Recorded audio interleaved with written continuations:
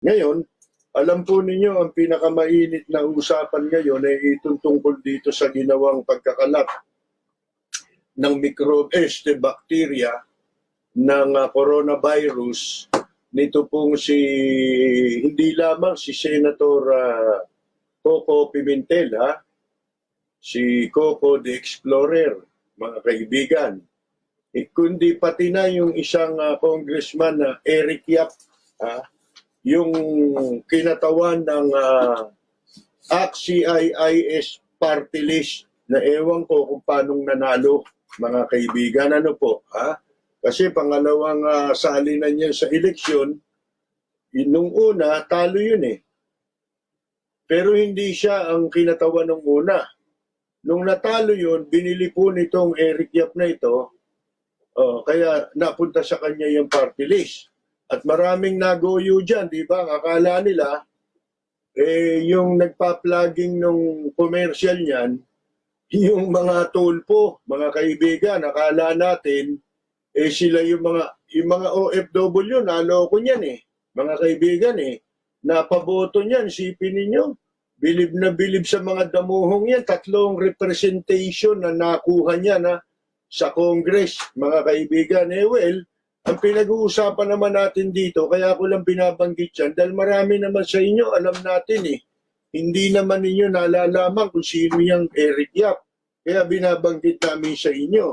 Ang hindi ko lang alam, kung yung Eric Yap na yan, at saka yung Eric Yap na hinuli nung araw sa smuggling, diyan sa Subic, mga kaibigan, ang bigas sa Subic, yan din yun.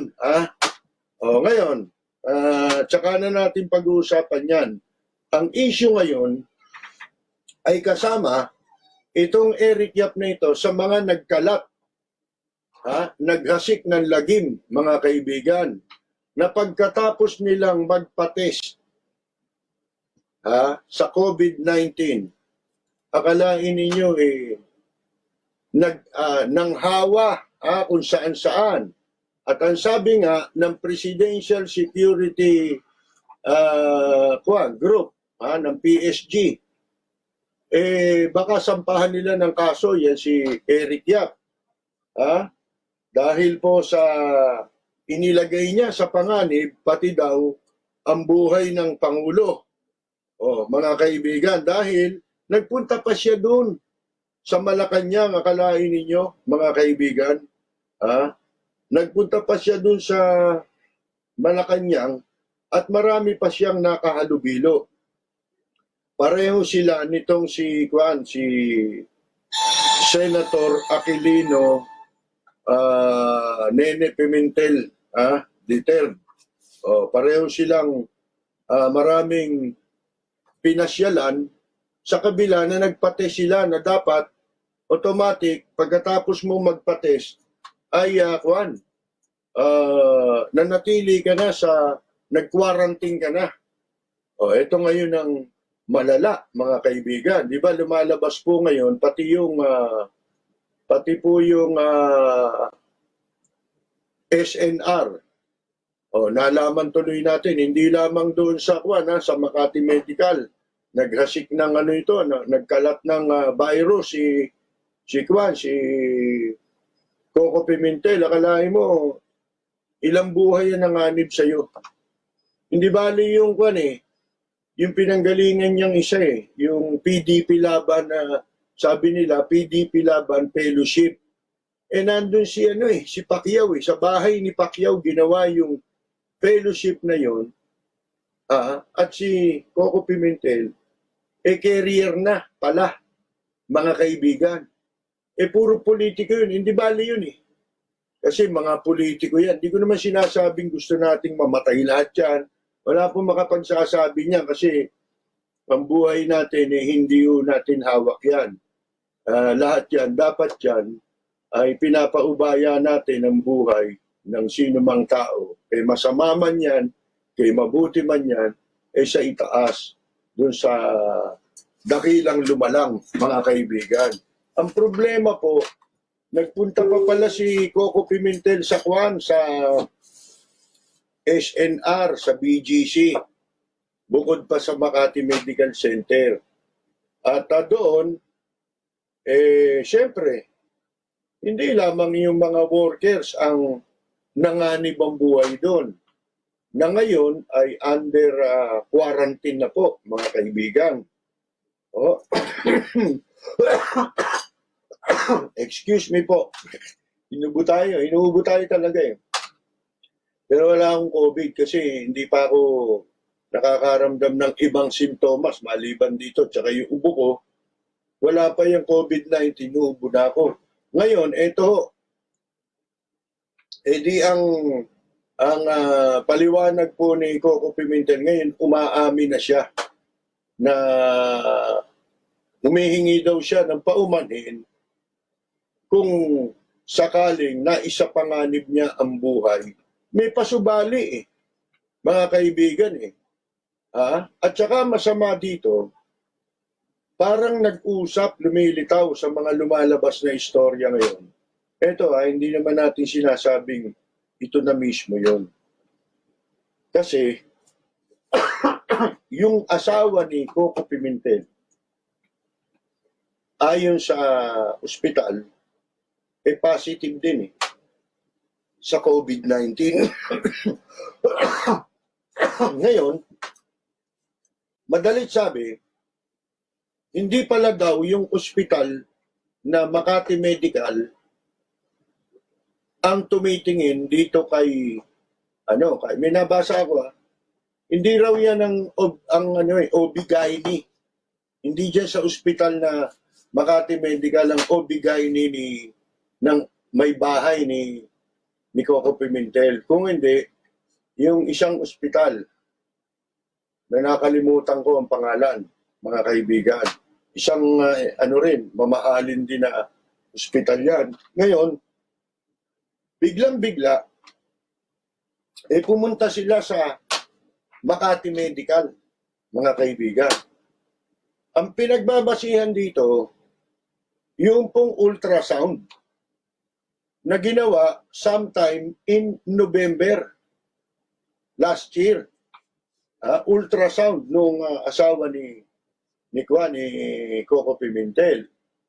At sa ultrasound, makikita kung anong ospital ang nag-conduct ng ultrasound.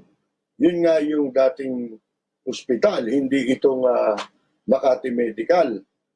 Ngayon, dahil dyan, may conclusion ngayon. Itong nabasa ko na artikulo online, ang conclusion niya, hindi kaya nalaman na nitong mag-asawa na meron sila talaga. Una, si Coco, di ba? Tapos yung asawa niya, nalaman nilang meron na rin. Sigurado yan. Kaya ang ginawa, nagpunta sila sa ospital para kumbinsihin ang ospital na possibly ma-deliver na yung bata. Yan ang lumilitaw sa pangyayari. Kasi po, yung pagdadalang tao ng may bahay ni Coco Pimentel, hindi pa kabuanan kulang mga kaibigan. Kaya itong asawa niya ay sasailalim sa tinatawag na cesarean, di ba? Yung bibiyakin, hindi po normal ang magiging delivery. Kung hindi, gagawing cesarean. Na ibig sabihin, para kahit na maisilang yung bata nang wala pa sa oras, siguro ang iniisip nila, baka maaring maisalba yung bata na mahawa rin sa kanilang mag-asawa, mga kaibigan. So yan ang lumalabas na pangyayari. Kaya nagkaroon ng eksena sa ospital at ayon mismo sa mga lumalabas na kwento ng mga Makati Medical officials, tsaka yung mga information na nanggagaling doon, mga kaibigan, ang kwento ron,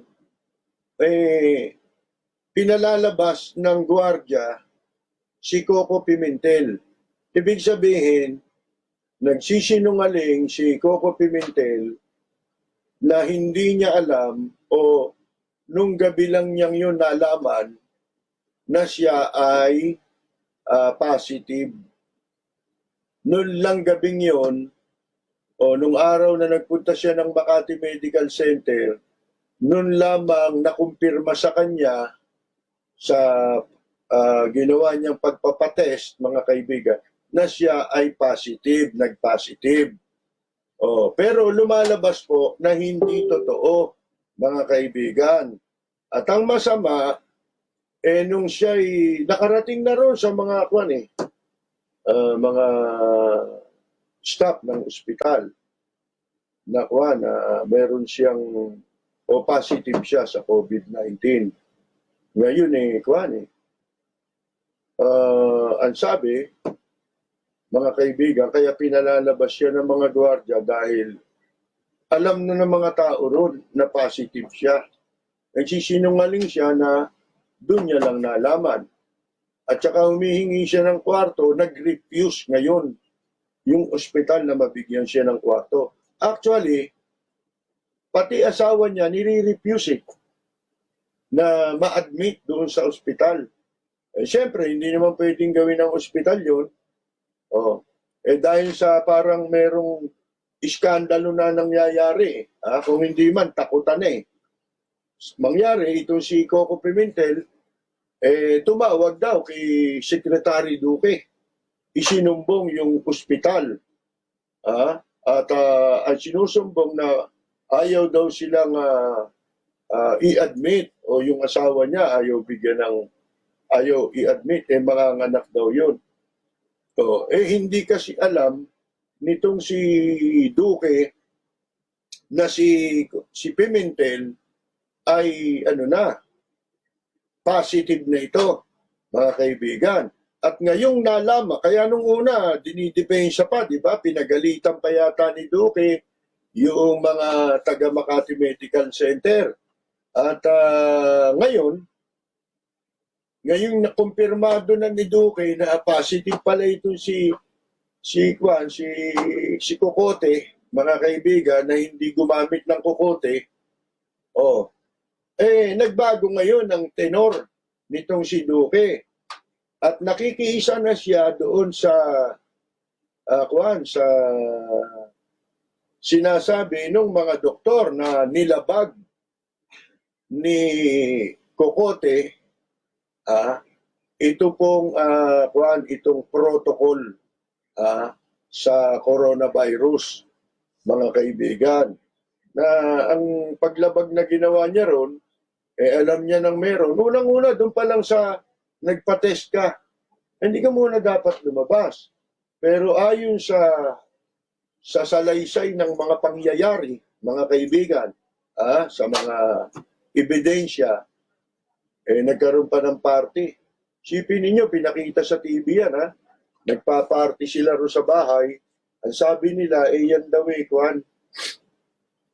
fellowship ng mga PDP laban na ginanap sa bahay ni Senator Manny Pacquiao.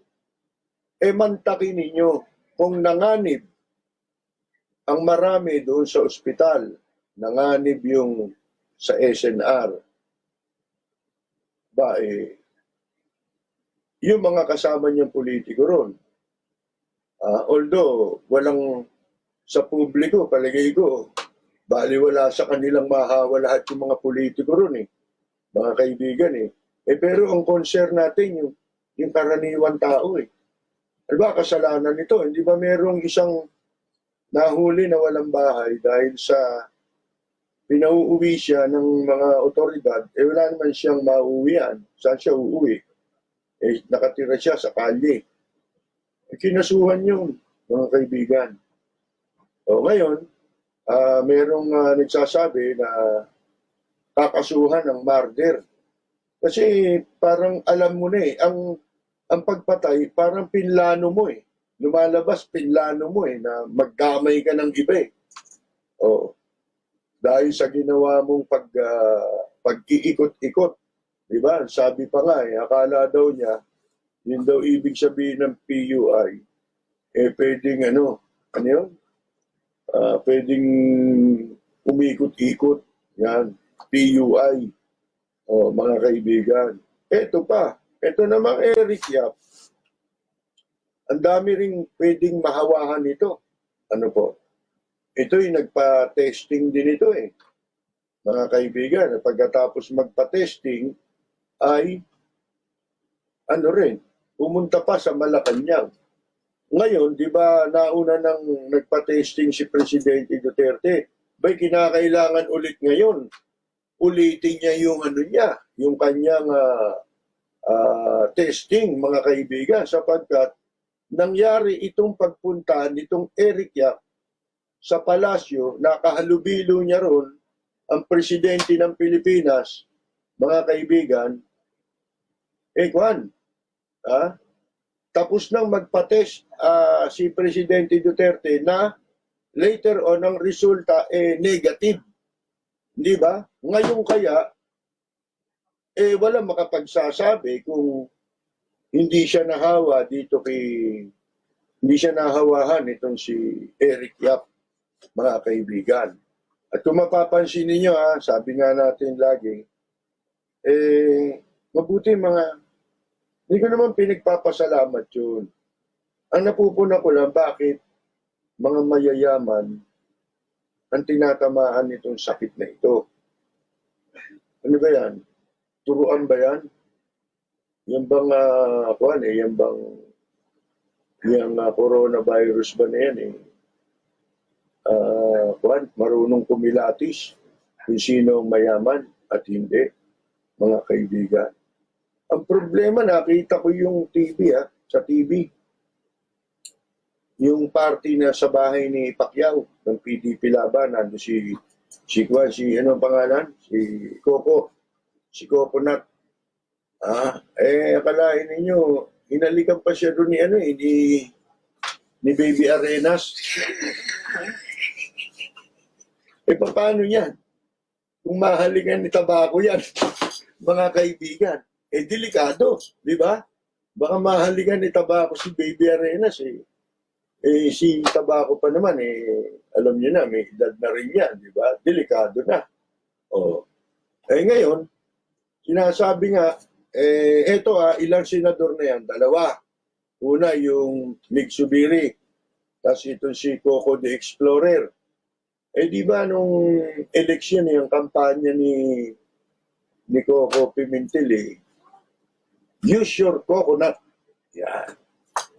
Ngayon, use your kapote. Kailangan magkapote ka. Di ba yung sinusuot nila, kapote yun Yung mga pang proteksyon sa virus, yung buong katawan, di ba? Use your kapote. Ngayon, ito ang problema natin mabigat kapag yung isang senador dyan, pagka yung isang senador dyan ang nahawahan, mga kaibigan, ng coronavirus. Alam nyo kung bakit? Kasi po, mas delikado kung yun ay pagdasal nyo. Huwag mag-positive yung isang senador. Sino senador to? Senador na madaldal to, mga kaibigan. Kaya mahirap siyang mag-positive Alam niyo bakit? Nakakatakot. Dahil nga madaldal yan, mga kaibigan, yan pag nagsalita yan walang ibang maulanan. Alam niyo na, ibig natin sabihin, nag-i-excursion ang laway niyan Kaya yung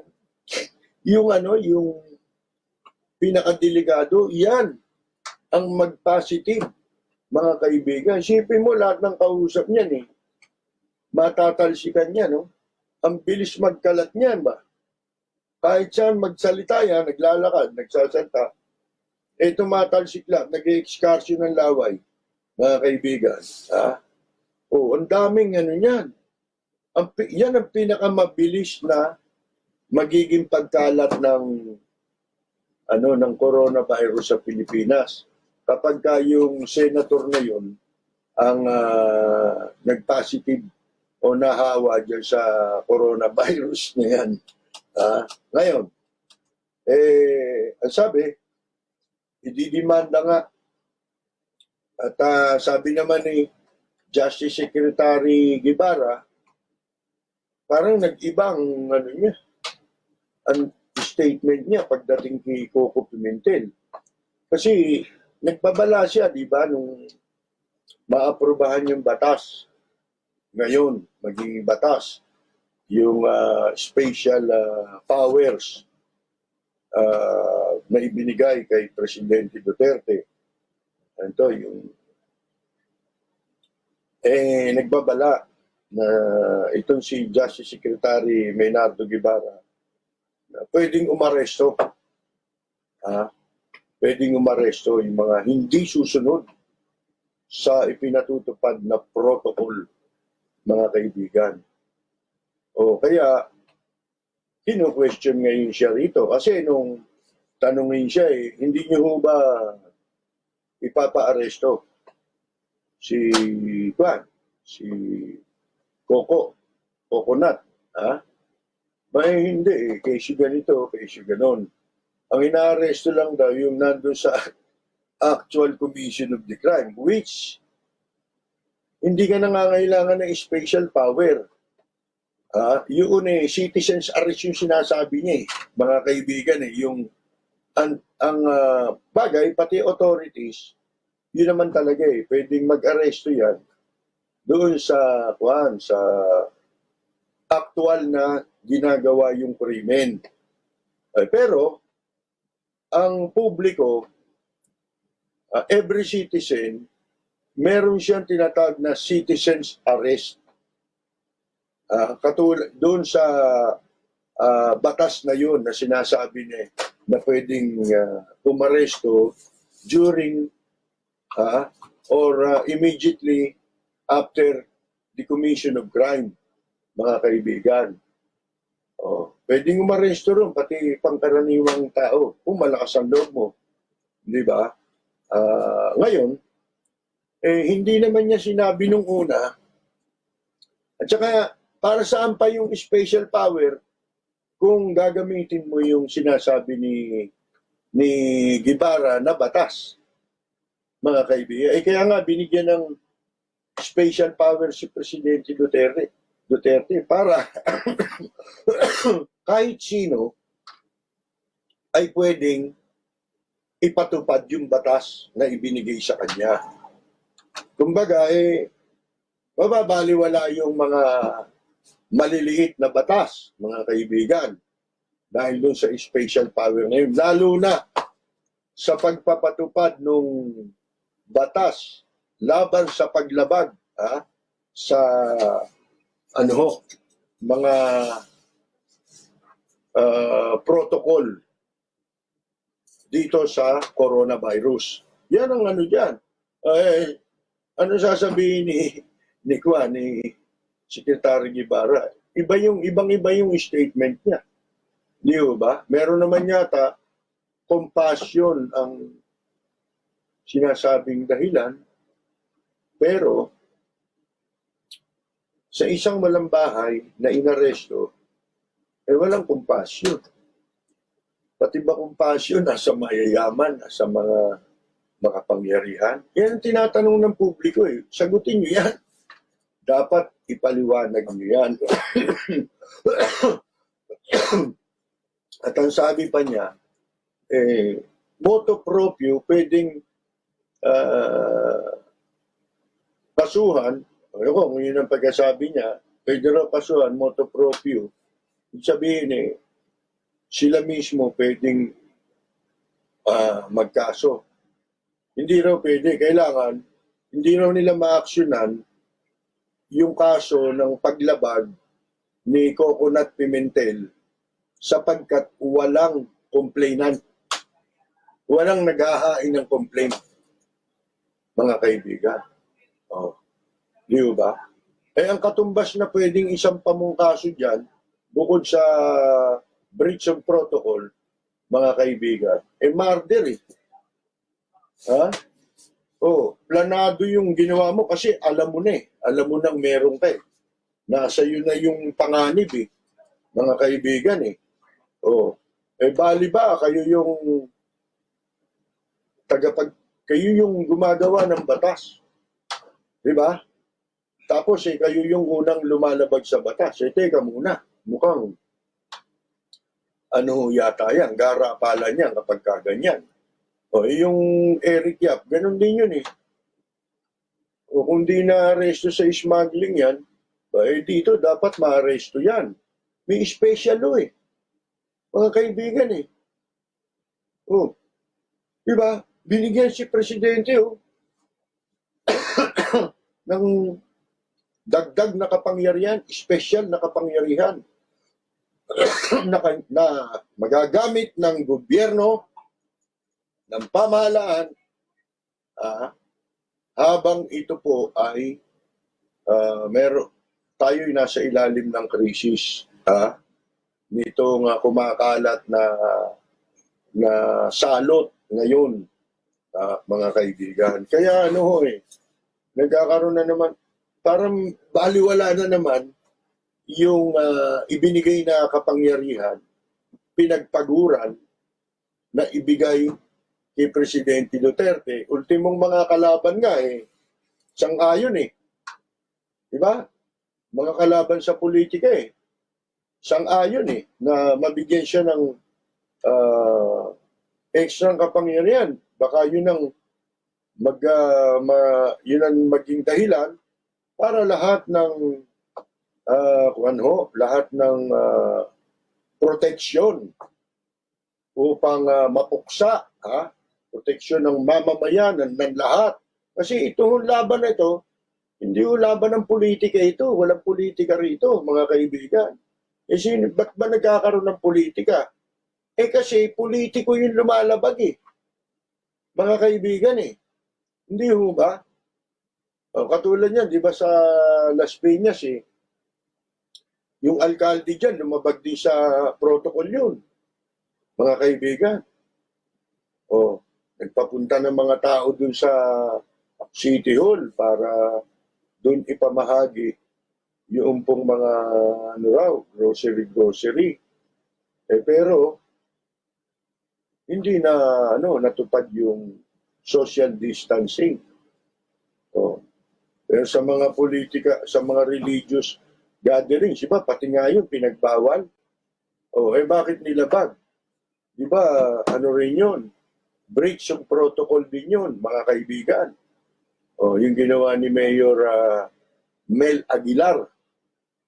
Kung di ako nagkakamali, mother-in-law yan ni nito si Martin Andanar ng PCOO, mga kaibigan. Ako, nakakaawa naman yung kasi may mga lumalabas ngayon ng mga pangungutya na kay Coco Pimentel. Ako naman, hindi man natin dapat personalin umabot sa ganun Kaya lang, ang tao, saan pa uhugot ng pasensya yung tao? Diba? Kami nagtitiis, ganito, ganyan. Yung mga doktor, yung mga nurse, sipin mo, sila nagtatrabaho, inilalagay sa panganib ang buhay, tinataya ang buhay. Dito nakataya ang buhay ng mga frontliner dito mga kaibigan, yung mga health workers, ang mga pulis natin, mga sundalo. At tapos ikaw ang mai-contribution mo lang kan lumabas ng bahay. Lalo na, alam mo, positive ka. Tapos lumabas ka ng bahay. Hindi ba unfair yun, mga kaibigan? Hindi ba yun Juan? Napaka unfair sa mga frontliner. Hindi ba? At saka sa mga mamamayan na rin na posibleng dahil sa ginawa nila ay nahawa sa kanilang ikinalat na nakuha na virus di ba? Wala naman Tagalog niyan eh. Hindi naman virus ang Tagalog niyan eh. Mga kaibigan. Ngayon, tignan natin. Para maipatupad natin para tayo katakutan, para ang tao talagang totally makipag-cooperate eh. Di ba? Isa pa yan, yung mga wala pa rin napaparusahan dun sa mga damuhong mayor, local officials at saka mga barangay officials na nirereklamo ng kanilang mga constituent. Meron nga akong natanggap na na information na dyan daw sa Maynila pa man din sipin ninyo, dinadakila natin si Isko Moreno, maraming dumadakila dyan, mga kaibigan, di ba? Pagkatapos mababalitaan natin, kung alam niya ito, yun daw, dyan sa isang lugar dyan sa Sampaloc, Maynila, isang barangay dyan, mukhang ang pinamimigay daw ng bigas, hindi mo makakain. Merong amoy. Mga kaibigan, yung bigas. Sabi ng mga tao, ano ba yan hindi nga kami mamamatay sa COVID. Baka dyan naman kami sa pinamimigay ninyong bigas magkasakit. Sabi ng mga taga dyan sa Sampaloc, Manila, mga kaibigan. Imbes na makabuti pa, hindi naman pagmamalasakit yung ginagawa nitong mga barangay official na ito. Kundi ewan natin, may pondo ba talaga ang nabinigay sa mga barangay? At kung may pondo, magkano? Hindi ako man naniliwanagan dyan Wala akong nakikita maliwanag. Ang maliwanag lang dyan, may utos ang Pangulo na walang magugutom sa barangay. Bigyan nyo ng pagkain ang inyong mga constituent. Diba? Ang laki ng pondo raw, sabi, pagkakaalam ng publiko, merong pondo, pero bakit ganon? Pati yung mga nakakarating na grocery, tulad niyan bigas na bulok, yung talagang hindi na, kahit baboy yata, hindi na makakain yun At kahit sa baboy mo ipakain, baka magkasakit yung baboy. At saka yung mga noodles. Di ba, Department of Health din ang pinanggagalingan ng mga panawagan na yan. Huwag magkakakain ng noodles, sapagkat yan, mamanasing ka dyan, kung ano magiging sakit mo dyan, ibig sabihin, masama. Bakit sa gobyerno manggagaling yung ikasasama ng ating katawan? Mantakin mo kung araw-araw kang kakain ng noodles, ang dahil magiging sakit dyan. Pagkatapos sardinas, pagkatapos kumalat nitong epidemic na to, kung sakaling masugpo yan, baka maging sakit naman yan Kumalat naman dito, kurikong, hinggalis, mga kaibigan, di ba? Yan po ang daming reklamo na nakakarating po sa atin.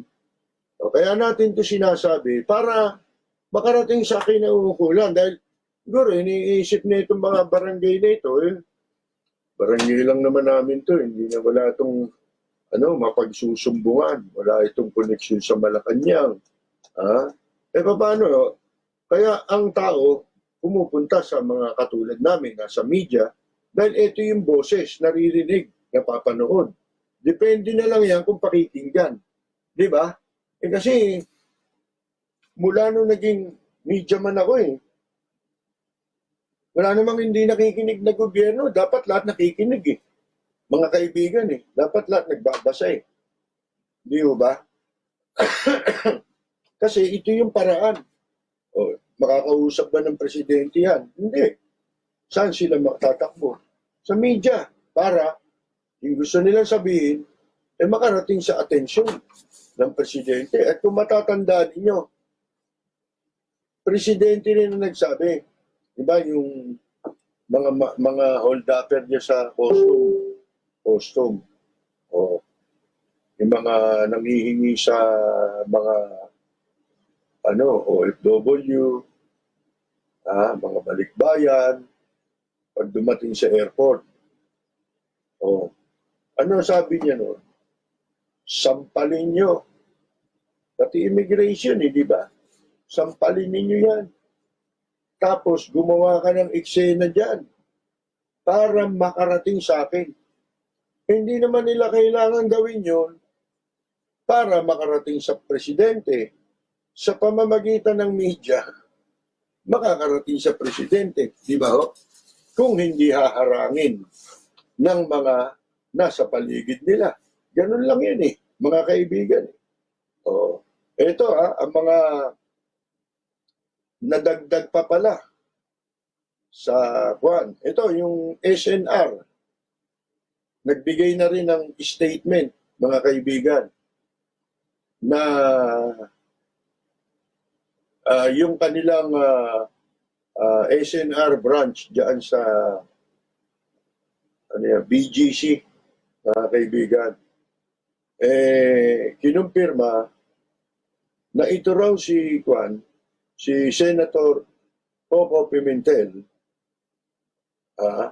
na tested positive sa coronavirus, nagtungo nanggaling dyan sa kanilang Bonifacio Global City Branch noong March 16, as earlier claimed by a post that has been circulating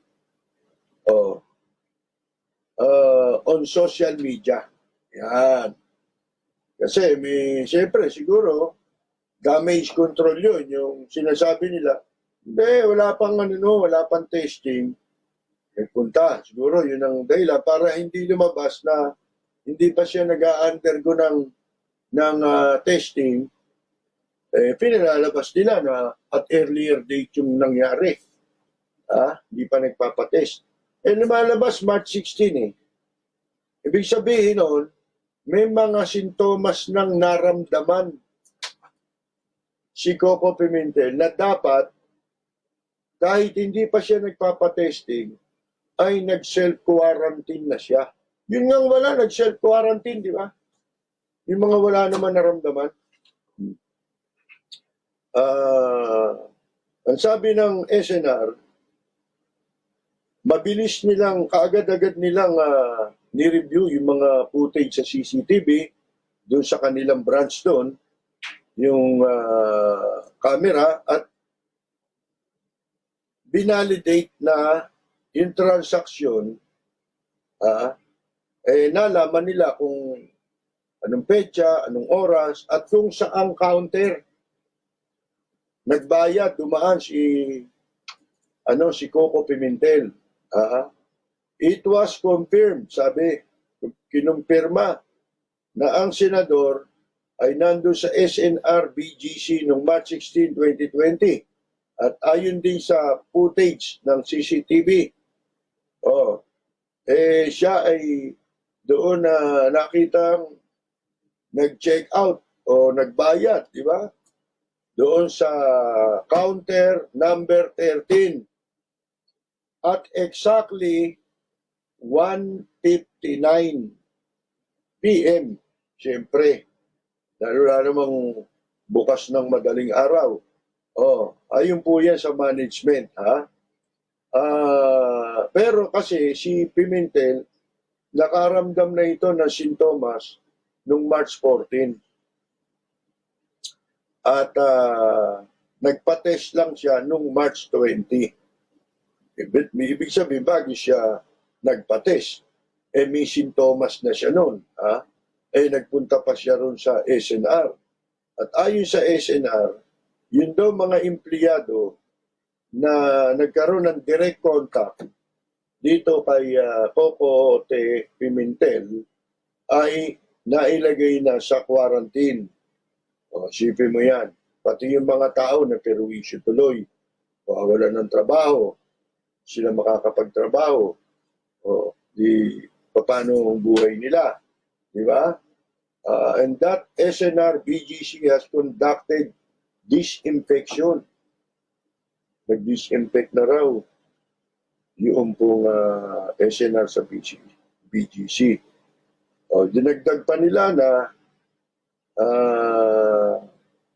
we would like to assure, ito sabi, tinitiyak daw nila sa mga members ng SNR, kasi membership ito, di ba, yung parang warehouse, that we are taking measures to maintain the safety of our members. Kaya nag-disinfect sila ng kanilang mga tindahan. Pero bago itong confirmation, alam na ninyo, yung nangyari nga po sa Makati Medical. Ang hindi natin alam kung tutuluyan siyang idemandar yan. Kasi nga, malaking tao, di ba? Bihirang mangyari, malaking tao, nakakasuhan. Di ba? Masakit niyan, ang nagsasabi niya, si Secretary Guevara. Di ba sinasabi niya? Kasi sinasabi niya na na hindi pwedeng kasuhan dahil o hindi pwedeng hulihin dahil pwede mo lang gawin yung sa taong actual nasaksihan mong ginagawa ang krimen. Para saan yung special law? Yun ang tanong.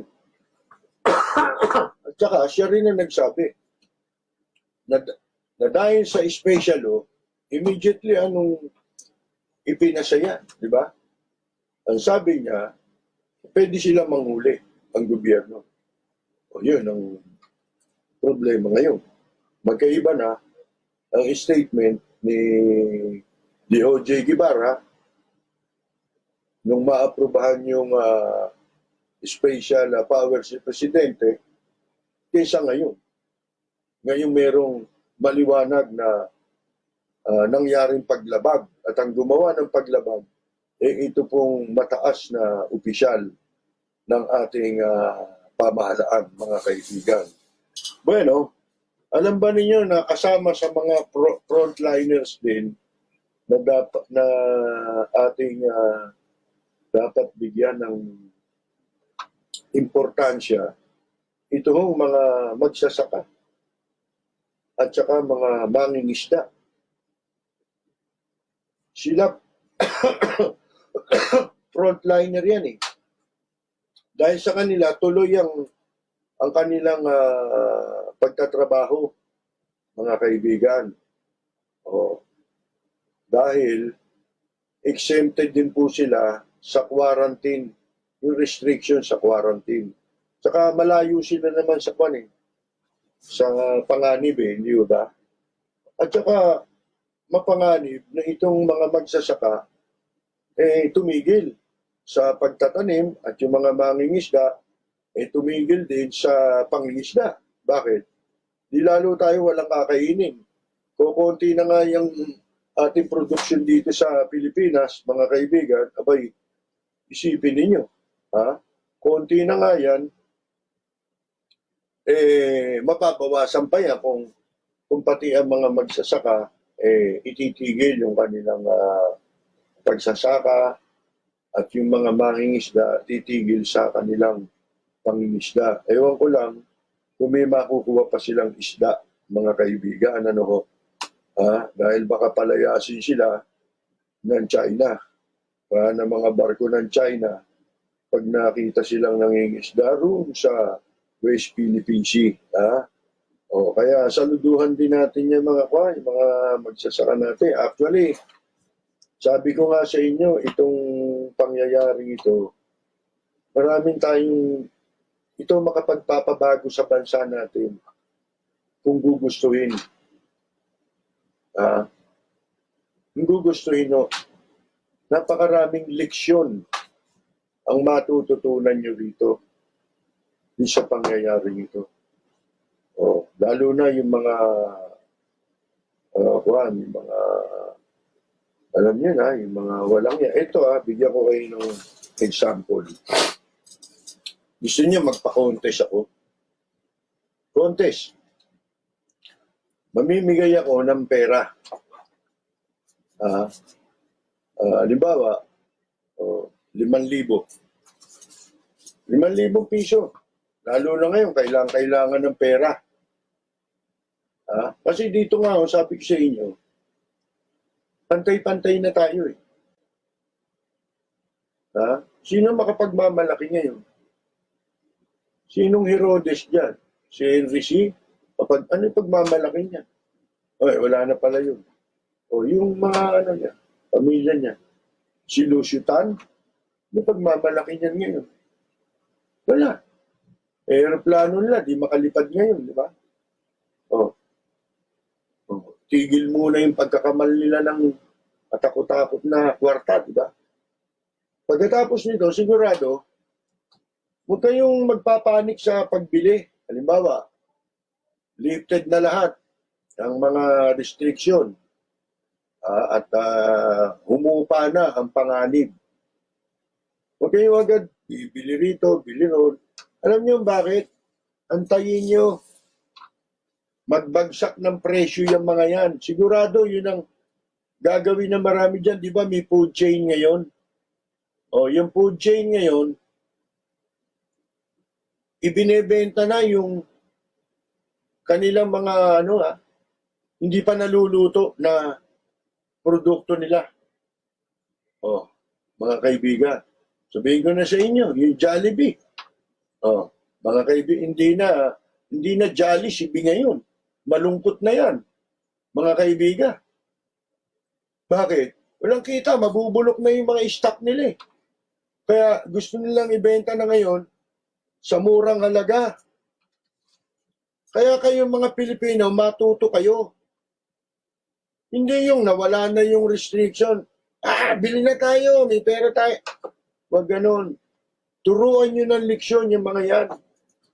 Magbabagsak lahat ng presyo yan. Kaysa malugi na silang tuluyan.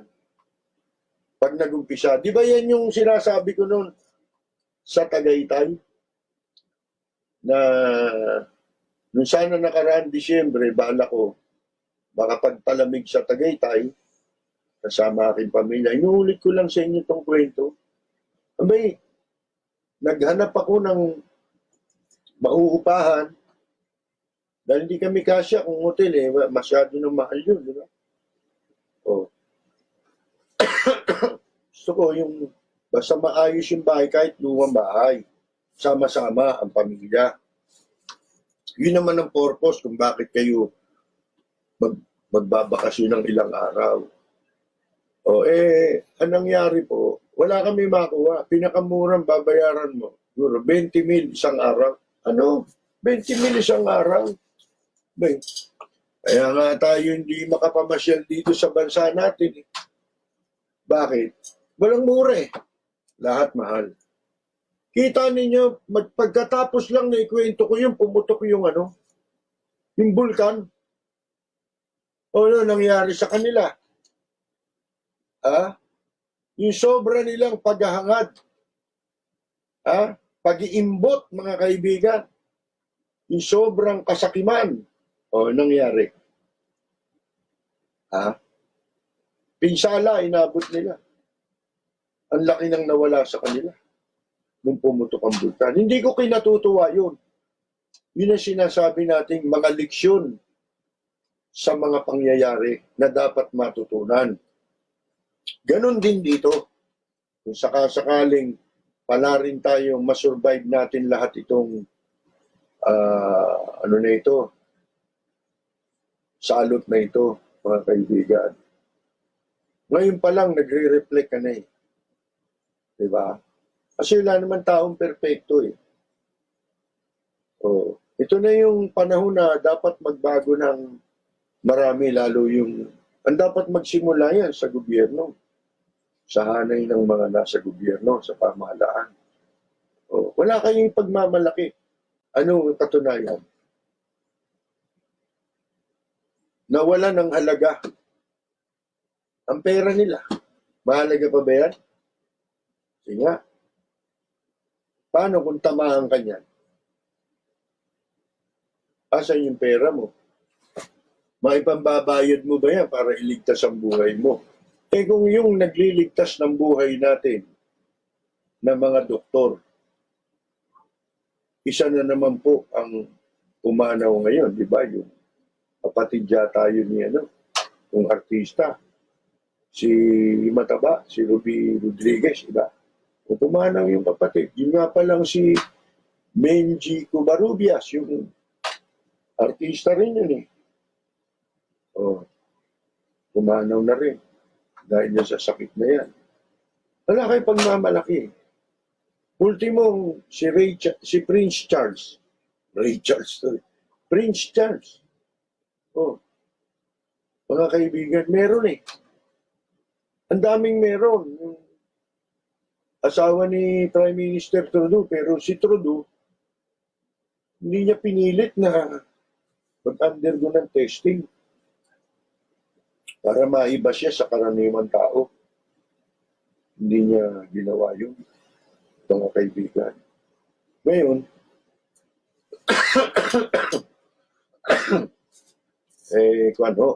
ito bigyan mo kayo, contest tayo, gusto nyo. Ito, example lang. Halimbawa nyo, magpapakontest ako. Pero ito, pwede kong totohanin. Ha?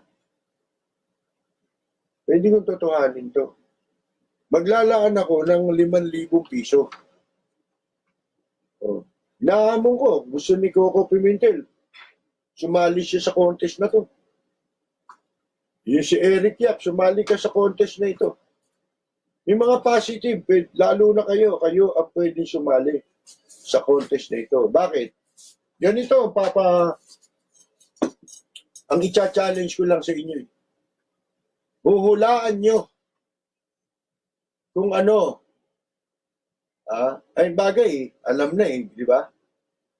Yung magiging anak ni Coco Pimentel, babae raw, di ba? Kasi nga nag-ultrasound. Pero ito, halimbawa, pinanganak, huhulaan nyo na lang. Yung ba magpa-positive o magne-negative? Yun. 5,000 premyo sa makakahula. Dito, pakikita ko sa inyo, walang kabuluhan ng pera. Pero ngayon sinasabi ko to, sigurado, meron ba? Ang laking premyo niyan. 1 linggo na yan, sa mahirap, malaking bagay ito. 5,000 piso. Kahit na mga 10 makakahula ng tama, nang tatama doon sa hula, mga kaibigan, tigli 5,000. Siko, 10 yun. 50,000. Kaya alam, may kondisyon ako. Ano kondisyon? Ang kondisyon, pabibigay ko yung 5,000 na premyo kay Coco Pimentel. Papadala ko ron. Tsaka kay Eric Yap. Kung papayag sila. Ngayon, pagka ikaw yung mag-claim ng premyo, bibilangan nila sa harap mo yung pera. Pag nabilang, dun sa mismong humula, iaabot yung premyo. At ikaw namang inabutan ng premyo, bibilangin mo rin sa harap ni Coco Pimentel. Papayag kaya? Kahit yung nagigipit. Sige nga. Ito, totohanan to, mga kaibigan. Ewan ko lang kung may pumayag na ganun. Sige. Basta pahig ako mag-aabot sa mananalo ng pera, si Coco Pimentel, kung papayag siya. At saka si Eric Yap, kung papayag siya. Bibilangin bago iabot. Yun namang inabutan, bibilangin pagkatapos iabot sa kanya. Walang papayag eh. Di ba yung hilig mga mamigay ng pera, mga politiko? Ngayon kayo tumanggap ng pera. Lalo na doon sa mga nag-positive na politiko. Meron pang isang bago, yung congressman din yata yun eh. O malaman, governor ba yun? Sa Isabela, si Albano. Bata pa yun eh. Yung Albano na yun eh. Mga kaibigan eh. O si Angara. Positive din. Hindi ko lang alam kung ano reaksyon ngayon ng mga taga Aurora, Quezon ngayon dyan nung mabalitaan niya. Na si Angara, positive. Mga kaibigan. O, sino pa? Wala eh. Walang sinisino po ito. Sabi ko nga sa inyo, to whom it may concern. Yung kapangyarihan ng pera na wala rito eh. Yung mismong titulo, isipin nyo, Coco Pimentel. Ano ba si Coco Pimentel? Iba ano yan? Cum laude yan? Bar top notcher? Mga kaibigan? Oh, asan ngayon yun? Subukan mo ngayon. Lalabas ng bahay si Coco Pimentel pagkatapos nito. May lalapit ba sa kanya? May maglalakas ba ng loob? Hindi ko kinukutya ito kaya ako sinasabi, ito'y binibigay nating ehemplo para dun sa mga masyado ng matatayog na mayayaman, mayayabang, mga akala mo kung sino na nalagay sa kapangyarihan, mga kaibigan. Di ba? Akala nila walang katapusan. Akala nila nakakalusot yung iba sa batas. Di ba? Kahit hindi ikaw yung tinamaan, pero ikaw yung magnanakaw. Ikaw na nga yung magnanakaw, hindi pa ikaw yung tinamaan, mag-isip ka. O, tulad si, di ba? Halimbawa na, sino ba dapat mag-isip dito? O si Jinggoy, mag-isip ka. Ikaw, Era, makakalabas ka ba ngayon? Saka pupunta ngayon para mamili ka ng, gumastos ka ng perang di na maiyo. Di ba? Nakamal mo sa pwesto. O, Bong Revilla. O, saka pupunta ngayon para magtago ka dyan. Ito na pagkakataon eh. Mga kaibigan eh. Kumbaga eh, magkaroon ng cleansing eh. Sabi nga ni John Lennon sa kanta niya, di ba? Oh. Imagine there's no country. Oh, mga kaibigan, symbolic lang yung kantang yun. Oh, wala sanang, kasi lahat ng mga sakim, yung mga sakim, lahat gusto imbutin eh. Hanggat may mga ngasab, ang gusto nga ngasab, daig pa baboy. Lahat ng kung sino yung nakaupo, nandun yung darak, eh sumasabsab dun, mga kaibigan. Diba? Palipat-lipat lang sila. Tanungin niyo si Abante, mga kaibigan, sa Maynila. Yan, no? Sipin ninyo. Para saan ngayon yung pera mo? Saan mo gagamitin? Makakain niyo ba yung pera? Ngayon, ang sabi sa atin, di ba, nagkakaroon ng ano rito sa atin, yung mga nagmamadali makabili ng pagkain, mga pa. Meron palang sa ano, sabi ni Arlene, sa Amsterdam, doon daw, walang nagpapanik buying. Pero ang tao may pambili kasi tinutulungan ng gobyerno. Mamaya mabasahin natin yung pinadala niyang information din yan. Makakatulong sa atin yan bilang dagdag kaalaman. Ano po? Kita niyo ang Japan, oh, kahit anong mangyari sa kanila, sama-sama silang bumabangon sa lahat ng mangyari, ng pangyayari. Sama-sama sila, hindi sila divisive. Lalo mga politiko, bawal gumawa nung ginagawa nila Pimentel. Susumpain ka ng tao ron. Magpapakamatay ka na. kung doon nyo ginawa sa Japan yung ginawa nyo rito, magpapakamatay ka na dahil mumurahin ka na ng tao eh. Nakakahiya ka na eh. Ha? At ang Hapon, alam naman ninyo, ayaw nang napapahiya. Yan lang oh. Ayaw na ayaw nila. Di baling mawala na sila ng pera, malugi na sila, wag lang sila mapapahiya. Sapagkat yung kahihiyan sa kanila ay katumbas ng kamatayan. Eh, dito lang naman mga makakapal ng mukha eh, mga kaibigan. Di ba? Oh. Wala, itong mga ginawa ni Eric Yap na to.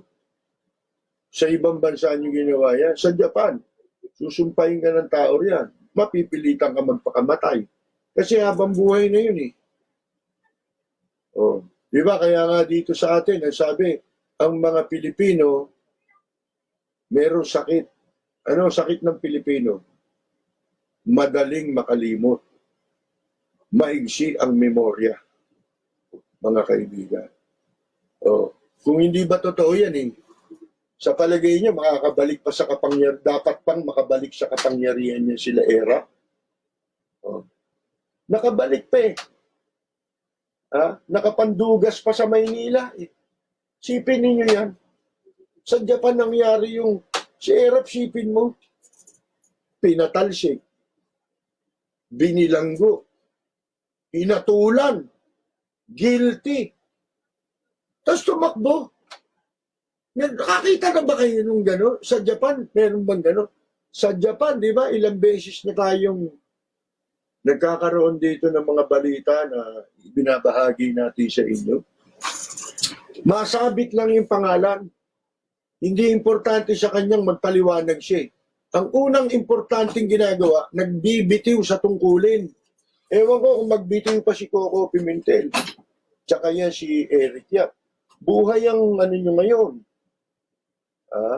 Ilang buhay ang idinamay nyo ngayon na nanganganib dahil sa inyo. Oh, yan po eh, mga kaibigan. Ito, ano to eh, tayo mga mamamayan, wala tayong ibang bansa.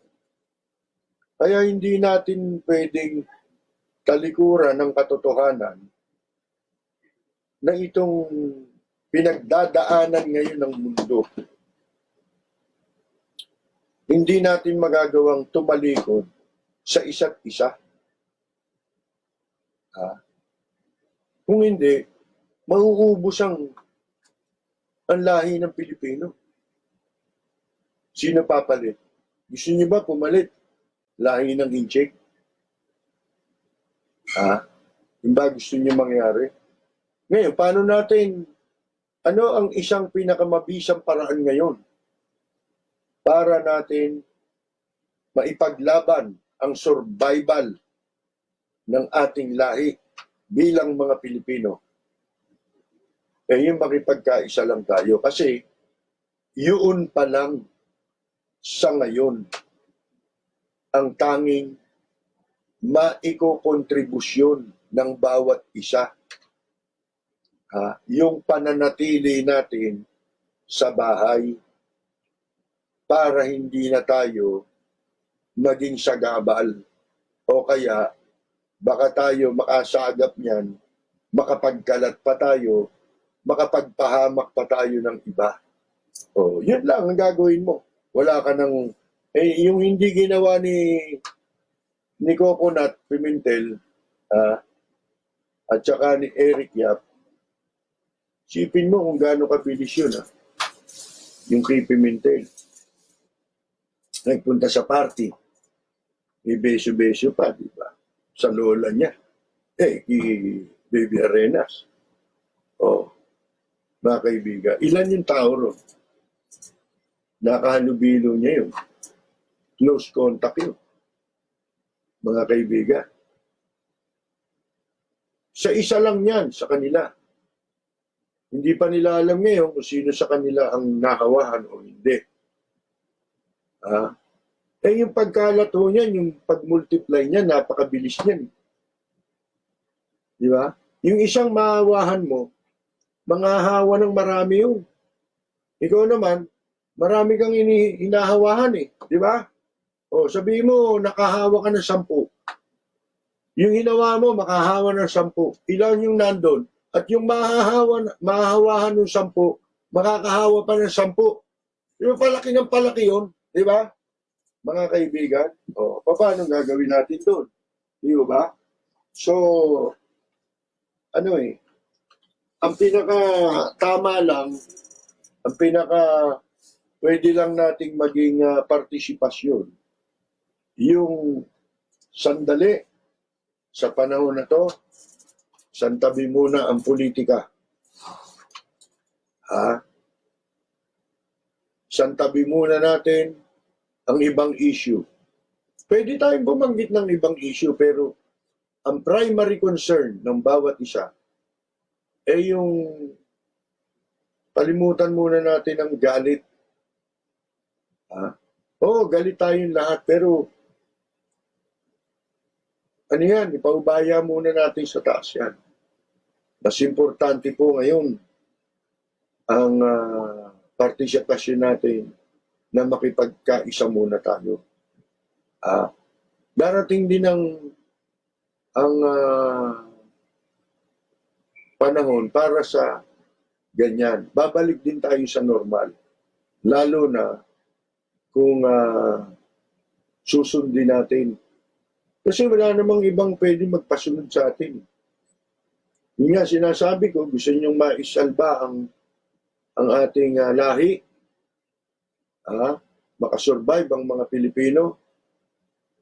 O gusto ninyo walang makasurvive at mga inchik na lang ang pumunta rito. Ang pangit naman yata, no? Diba? Mga kaibigan. So, ganun po ang gagawin natin. Simple lang eh. Pinaka-importante, lalo ngayon, di ba kagabi, binalita natin yung sinasabi na ngayon yung umpisa na ngayon, ito yung mga critical na sandali. Mga kaibigan, ito yung critical. Dahil dun sa nag-lapse yung 14-day quarantine ng iba na mga PUI, diba?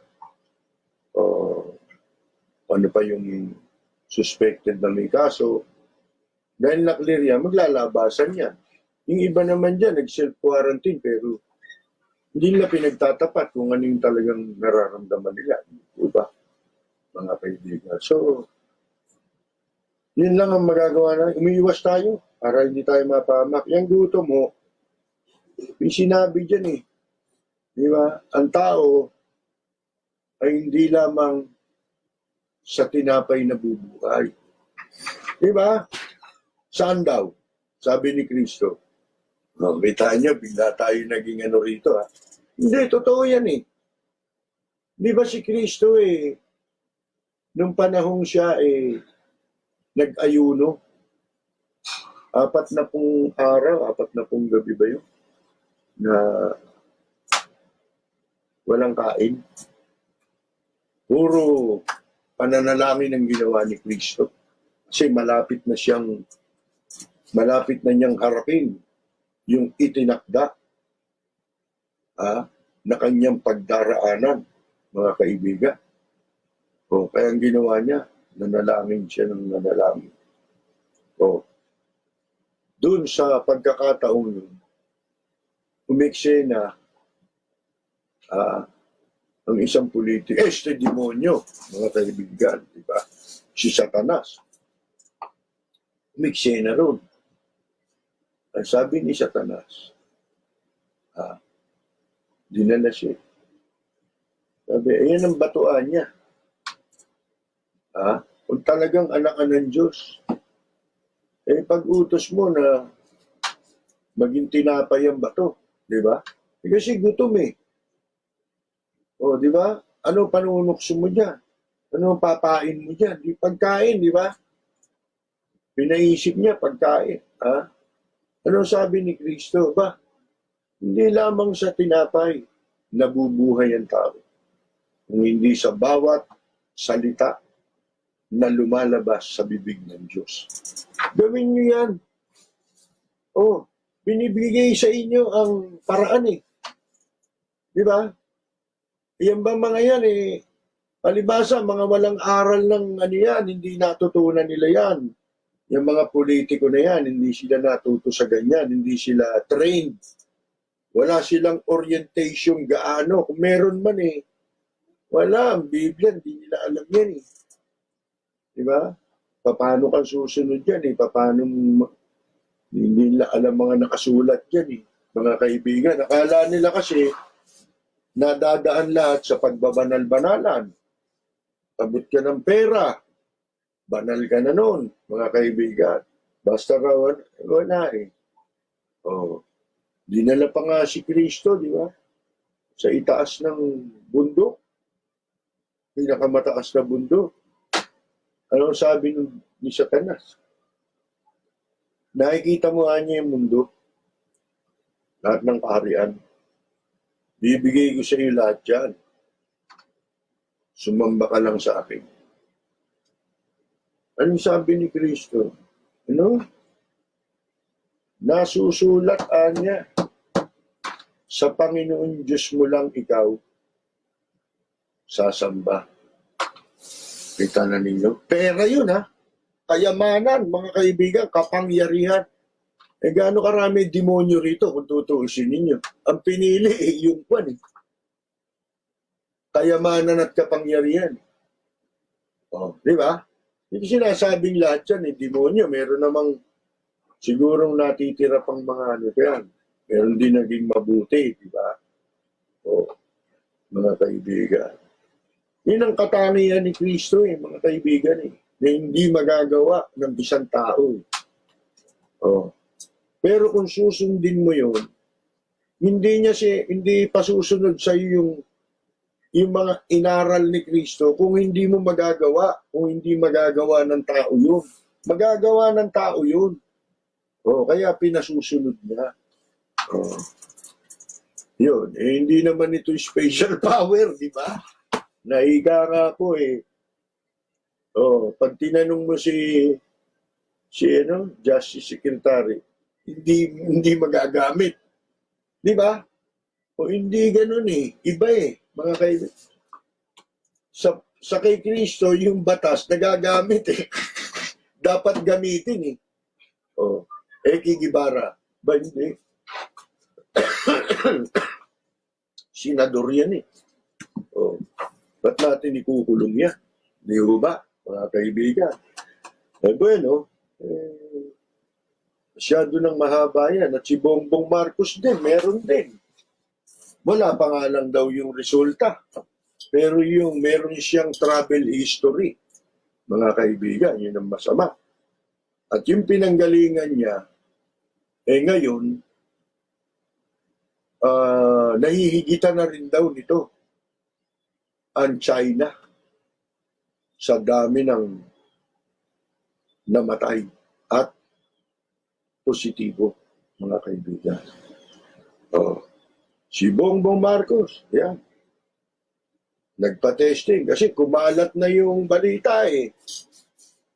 Oh, tsaka lamang nagsalita si Amy Marcos at tsaka si Bongbong nung alam nilang kumalat na sa social media. Oh. Nakakompine daw sa ospital. Bongbong, matapos sumama ang pakiramdam. Pero nasa bahay na ngayon, habang inihintay pa ang resulta ng pagsusuri kung nahawaan siya ng COVID-19. Ari nawa, yung mga iba, wala namang dapat ikatuwa natin may nagkasakit na ganyan. Kasi, hindi natin alam kung sino hahawaan yan. Kumari, matapos na yan eh. Yun ang importante eh. Ha? Kung may galit ka sa tao, di pabayan mo ng itaas ang maningil dyan. Ha? Paubaya na natin niya sa itaas. Masama yung kwan eh. Malas lang. Pero dito, mag-aral ka. Bakit ganun? Makikita mo may sinabi, mga leader, mga mayayaman, nasa mataas na kwan, estado. Sila yung tinatamaan. Doon magpasalamat tayo. Bakit? Mabait sa atin yung itaas. Dahil tayo, hindi tayo dinadamay pa. So, mga kaibigan. Di ba, meron nga tayong binanggit dyan. Ngayon lang matututong ano yan eh. Matututong lumapit sa ano yan, sa itaas yung mga yan. Mga akala mo kung sino. Si may pera eh. Lalo na ikaw, politikong walang hiya. Walang hiya kang politiko. Wala ka ng takot eh. Banatang ka sa radyo, sa TV, sa dyaryo. Wala nang natatakot eh. Bihira na eh. Yung natatakot na na mabisyo yung ginagawa nila at panagutan nila o kaya baguhin nila ang kanilang mga masamang ginagawa. Wala nang ganong politiko ngayon, mga kaibigan. Kaya dinadaanan nila sa didimanda ka ng libel para mapatahimik ka at tumigil ka, makakot ka. Kasi alam, wala kang kapasidad na magtanggol ng sarili mo. Yan ang ginagawa ngayon. Pero subukan nyo pag ang isang politiko nagdemanda yung nagbabalat sibuyas, nakikita mo, walang kalatoy-latoy. Sa totoo, yung libel, pinakawalang kwentang kaso yan. Ano bang krimen yan? Ginawa nilang krimen yan, di naman krimen yan. Krimen ba yung magsiwalat? Ba't di kriminal si Jose Rizal? Kriminal si Andres Bonifacio? Kriminal si General Luna? Lahat yan, kriminal yan. Yan ang mga nagpalaya sa bansa natin. Di ba? Pagka sinabi mong krimen yung pagsusulat, yung pagsisiwalat sa kabuktutan ng mga walang iya sa gobyerno, abay, sira ulo mo. Di ba? Ikaw ay kalabang ka ng mga Pilipino. Ginagawa ninyong krimen yung pagbubulgar laban sa katiwalian. Isipin ninyo, ginagawa niyo kriminal yung mga sila Jose Rizal na unang mga nagtaguyod ng malayang pamamahayag dito sa Pilipinas. Kaya nga lumaya ang bansa natin eh. Mga kaibigan, isipin mo yan. Di ba? Sa malaking katarantaduhan yan. Kaya sa Amerika, civil case yan eh. Baka akala ninyo. Yung mga yan, ganyan. Pagka yung nabubuko ngayon, ganyan. Hindi na sila natatakot ngayon. Paano matatakot? Kung halimbawa, kamukha ni Justice Secretary Guevara magsasalta, paano matatakot ang may kasalanan sa gobyerno? Aber? Hindi pa nag-uumpisa protektado na agad. Kaya lalakas ng loob, ikaw pa ngayon ang magiging biktima. Dahil nagiging sagabal ang pagbubulgar mo sa kanilang ginagawa. Mga kaibigan. Yun ang ibig sabihin nun sa Amerika nga, civil case yan. Kung tutuusin ninyo, ito, sinabi ko na to. Alin, yan libel law. Yan, unconstitutional yan. Bagay, marami ngayon, kaya ngayon malalakas na silang magpasa ng mga batas na unconstitutional. Yung pinasa ng Congress tungkol sa sa 100% ownership ng mga dayuhan dito sa Pilipinas. Sa telecommunication, na sa konstitusyon ay fix na sinasabi po na yung 60-40 sharing sa ownership. Pero pagdating sa telecommunication, yung mga public utilities, hindi pwedeng mag-engage ang sino mang dayuhan sa ganyang negosyo dito sa ating bansa. Tinanggal nila yun. Hindi naman nila inaamyendahan ng konstitusyon. Isipin mo, pinalitan nila. Nagpapasa sila ng batas na sisirain yung provision ng konstitusyon. lalaktawan yung saligang batas. Bago mo maipatupad ang isang batas na ganun, kailangan baguhin mo yung saligang batas dahil constitutional law yan eh. Hindi naman yan Republic Act na kamukha nung ipinapasa ng Kongreso eh. Oh. Bakit nila nagagawa yan? Kasi nagawa yan sa kasong libelo eh. Mga kaibigan eh. Bakit? Unconstitutional ang libel case. Bakit to? May batas eh, sa saligang batas. Nasasaad na no law shall be passed abridging the freedom of the press. Expression, mga ganyan. Sa Tagalog, wala anyang maaaring ipasang batas na magpapakipot o magpapasikip sa kalayaan ng pagsasalita at pamamahayag. Very clear ang Constitution dyan. Walang room yan for misunderstanding or misinterpretation. Oh. Mga kaibigan, wala yan. Very clear eh. Oh. Ginawa nila kriminal, nagpasa sila ng libel law para sagkaan yung kalayaan sa pagsasalita na ginarantyahan ng konstitusyon. Kaya sinasabi natin, kung tutuusin ninyo yung kasong libel, yaan ay labag sa saligang batas. O, paliwanag mo ba? Hindi tayo abogado, pero dapat naiintindihan natin ang batas. Ibig lang sabihin, naiintindihan natin. Kaya, hindi naman kailangan ang isang tao para maintindihan mo ang isang bagay, katulad ng batas, kailangan abogado ka. O, mga kaibigan. Alam nyo, yung mga batas, di ba? Sabi namin ni Peter, dapat yung batas naaayon sa sentido komún. May mga batas na walang sentido komún eh. At meron ding, hindi ko naman hinahamak yung iba, no? Pero totoo ito eh. May mga abogado nasa legal profession na walang sentido komún eh. Hindi ginagamit yun.